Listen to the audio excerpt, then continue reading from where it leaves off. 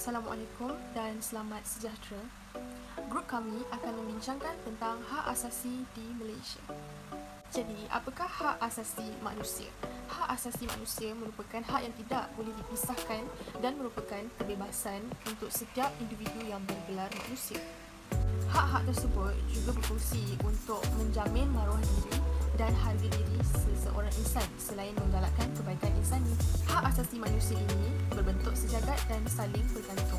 Asas untuk hak asasi ini adalah kefahaman bahawa manusia juga mempunyai harga diri dan maruah diri. Pertubuhan Bangsa-Bangsa Bersatu (PBB) telah mendokumentkan hak-hak asasi yang patut dimiliki oleh manusia di dalam Perisytiharan Hak Asasi Manusia Sejagat UDHR, bertujuan untuk memastikan maruah dan harga diri manusia dihormati serta dilindungi. UDHR ataupun Universal Declaration of Human Rights telah pun diluluskan oleh United Nations General Assembly pada 10 Disember 1948.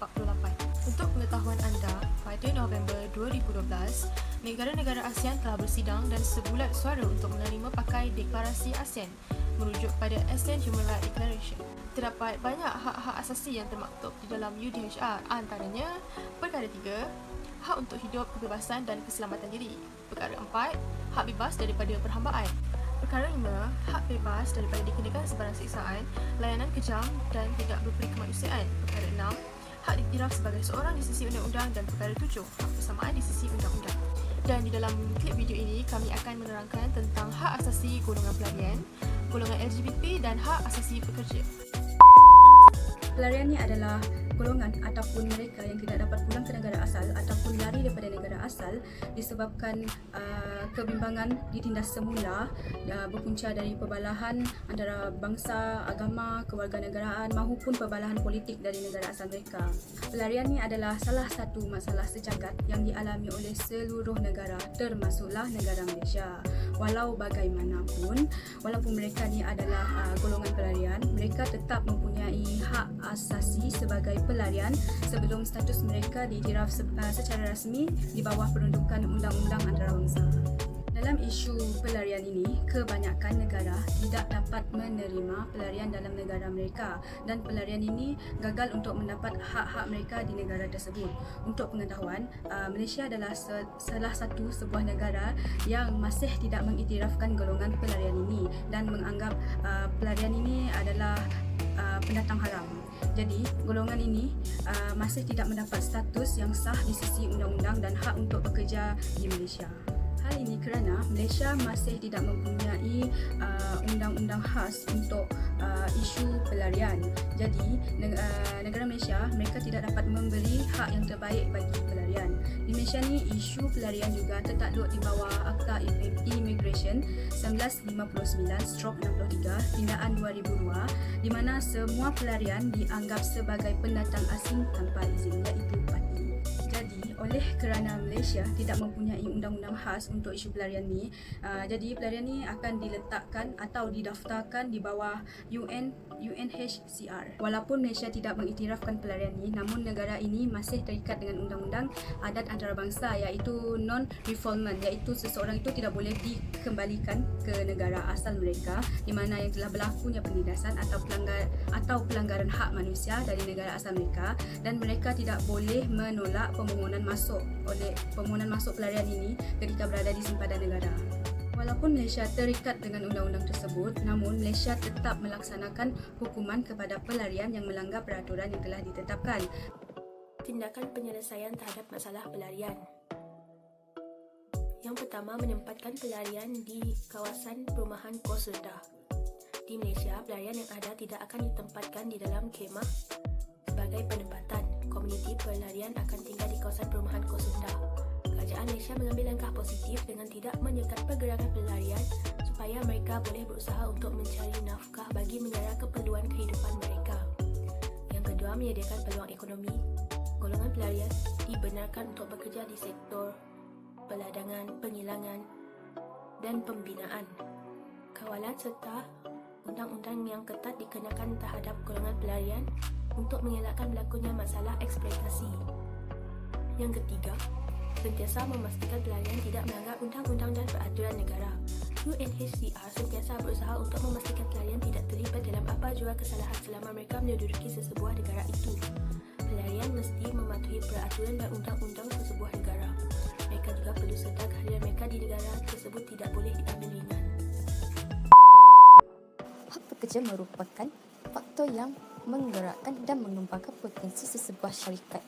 Dengan itu, mereka seharusnya dilindungi dan diberikan hak-hak yang sepatutnya.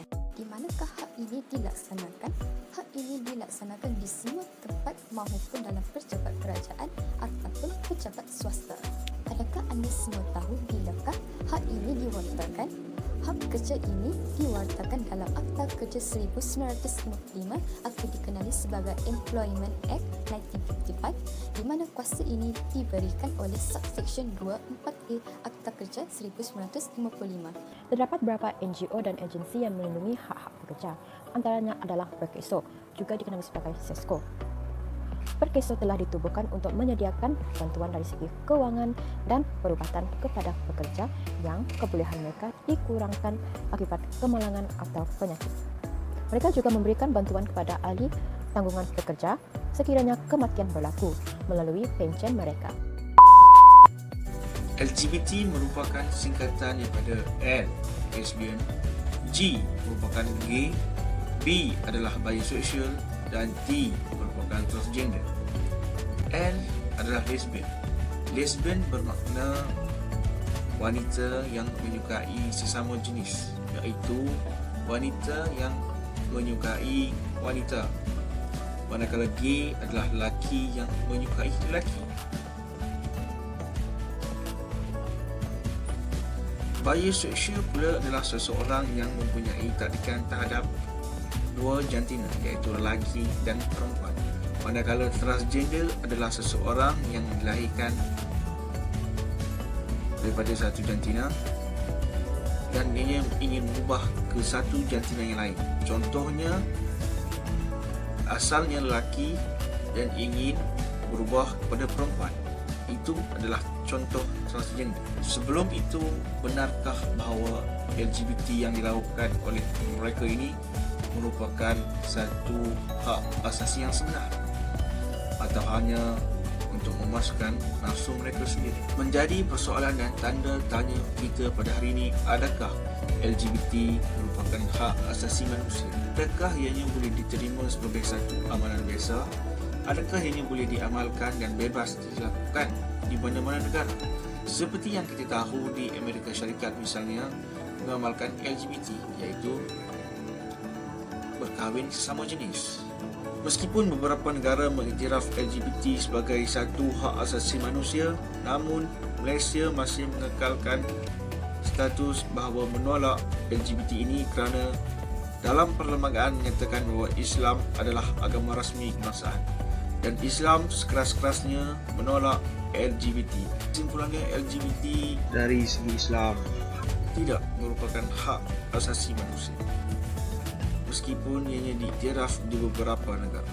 Terdapat beberapa negara yang menerima dan menyokong LGBT sebagai contoh negara barat, dan ada juga negara yang tidak menyokong LGBT sama sekali, sebagai contoh Malaysia, Brunei, Rusia, Mesir.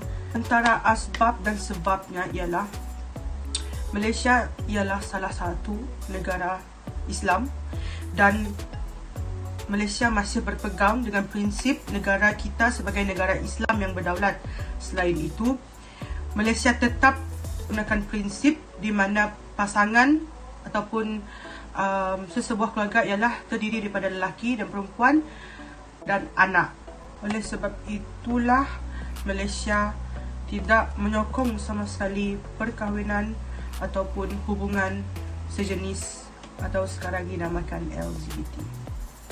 Kesimpulannya, kita perlulah memahami hak-hak asasi dan peranan-peranannya dengan sebaik mungkin supaya pengetahuan ini dapat diguna pakai sekiranya diri kita ataupun orang di sekeliling kita mengalami sesuatu penindasan yang merangkumi elemen-elemen hak asasi.